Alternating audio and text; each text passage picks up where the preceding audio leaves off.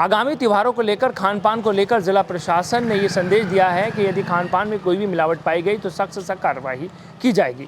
खाद्य सुरक्षा औषधि प्रशासन के विभाग की एक बैठक जिलाधिकारी की अध्यक्षता में कलेक्ट्रेट सभागार में संपन्न कराई गई, जहां पर होटल स्वामी के साथ रेस्टोरेंट और मिठाई विक्रेता भी वहां मौजूद रहे। सभी की मौजूदगी में ये संदेश दिया गया है कि आप खान पान की चीज़ों में यदि मिलावट करते हैं तो आपके खिलाफ कार्रवाई की जाएगी। साथ ही होटल स्वामियों ने ये कहा था कि औषधि प्रशासन यदि जांच करने पहुंचता है तो उसकी जांच जब तक पूरी ना हो जाए तब तक मीडिया में कोई खबर प्रसारित न की जाए, जिस पर जिलाधिकारी का ये कहना है कि अब जांच के बाद ही मीडिया में कोई भी खबर प्रसारित की जाएगी, जिसको लेकर उन्होंने विभाग को ये मैसेज दिया है कि प्रेस नोट जब ही जारी करें जब आपकी जांच पूरी हो जाए।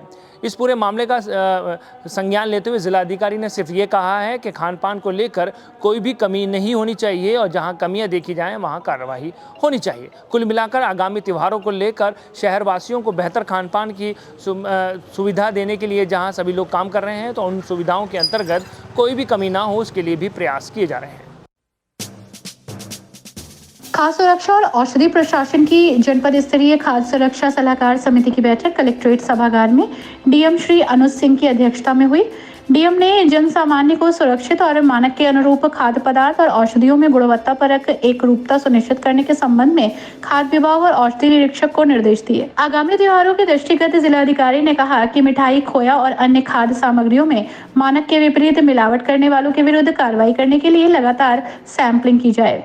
नकली खोया और स्वास्थ्य के लिए हानिकारक पदार्थ को मिलाकर तैयार होने वाली मिठाइयों पर पूर्णतः प्रतिबंध लगाने के लिए जरूरी है कि टीमें लगातार सक्रिय रहें। गंभीर प्रकृति की मिलावट करने वालों के विरुद्ध नियम संगत कार्रवाई हो।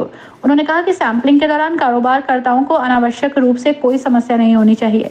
साथ ही अभिसूचना आधारित नमूने संग्रह की कार्रवाई पर विशेष जोर दिया जाए। विद्यालयों की कैंटीन का पंजीकरण भी कराया जाए। साथ ही खाद्य सुरक्षा और मानक प्राधिकरण द्वारा निर्धारित मानकों और योजनाओं का क्रियान्वयन सख्ती से हो।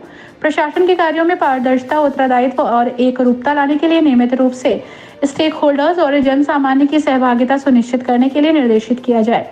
उन्होंने कहा कि खाद्य पदार्थ और औषधियों में मिलावट के बारे में जन सामान्य में भी जागरूकता बढ़ाने के उद्देश्य से उपभोक्ताओं को उनके अधिकारों की जानकारी हो।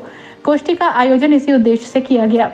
डीएम ने कहा कि मानक के विपरीत औषधियों की बिक्री पर प्रभावी रोकथाम के लिए प्रवर्तन की कार्रवाई नियमित तौर पर जारी रहनी चाहिए। इसी दौरान डीएम ने होटल और रेस्टोरेंट व्यवसाय से जुड़े लोगों को फास्ट ट्रैक ट्रेनिंग पूर्ण करने के उपरांत FSSAI द्वारा जारी सर्टिफिकेट प्रदान किया।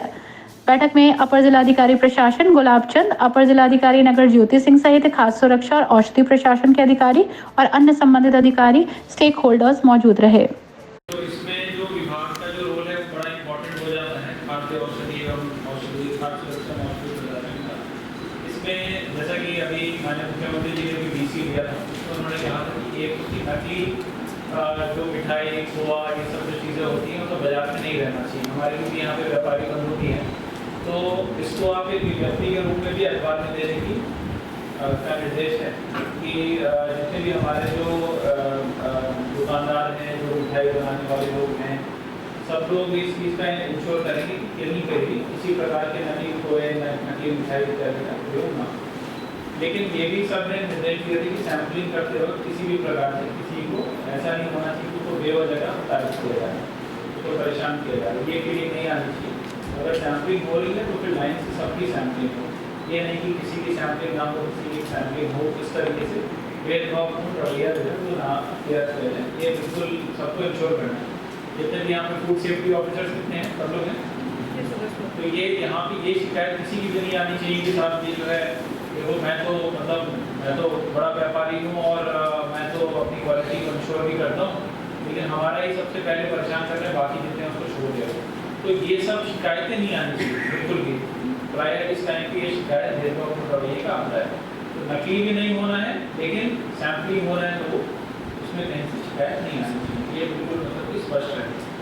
दूसरा, बिल्कुल अगर बाहर से कहीं से कोई इस तरीके का नकली मावा इस तरीके की चीज़ें आ रही हैं तो उन गाड़ियों पे और प्रतिष्ठानों पे तो वो सतत दृष्टि रखिएगा और एक बार एक विज्ञप्ति जारी करके सबको एक सचेत आज ही आप जरूर सभी अखबारों में करके कर दीजिए, ठीक है, कि क्या एक्सपेक्टेड है क्या नहीं है, उस तरीके से सभी के लिए कर दिया जाए।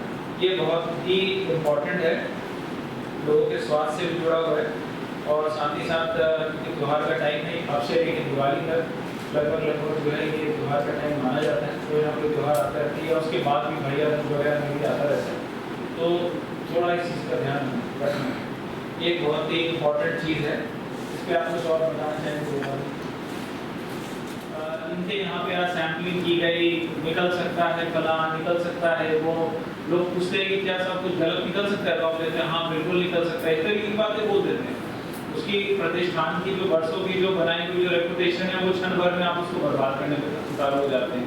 तो ये चीज़ नहीं होनी चाहिए। बयानबाजी करने का अधिकार सिर्फ और सिर्फ कार्यालय अध्यक्ष के रूप में, या तो आप अपना एक कमेंट एडीएम मैडम से पूछ के या तो वो कर सकते हैं या तो हम करेंगे। अगर इसके अलावा कोई बेवजह की बयानबाजी से सब लोग बचे, ठीक है। ये ध्यान रखने की जो प्रतिष्ठान होता है उसकी एक रिस्पेक्ट, एक रेपुटेशन जो होती है वो बहुत बड़ी चीज़ होती है ना, तो उस चीज़ को जरूर बचाने का प्रयास हमें करना चाहिए।